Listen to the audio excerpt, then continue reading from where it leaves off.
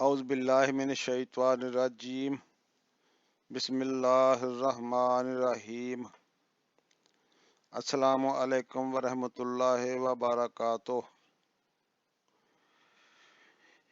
ناظرین، آج میں آپ کو جمعہ مبارک کے فضائل کے بارے میں بتانے لگا ہوں۔ یعنی جمعہ کا دن گناہوں کی معافی کا دن ہے۔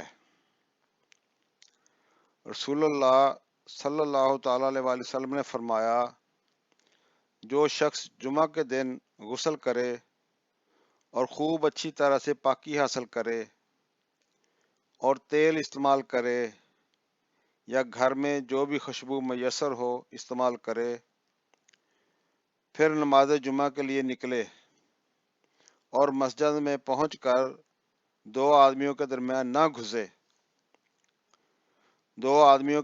نہ گھسے، پھر جتنی ہو سکے نفل نماز پڑھے، اور جب امام صاحب خطبہ شروع کرے تو خاموشی سے سنتا رہے، تو اس کے اس جمعہ سے لے کر دوسرے جمعہ تک سارے گناہ معاف کر دیے جاتے ہیں۔ حدیث پاک کا حوالہ نیچے موجود ہے۔ سبحان اللہ، وما علینا الا البلاغ المبین۔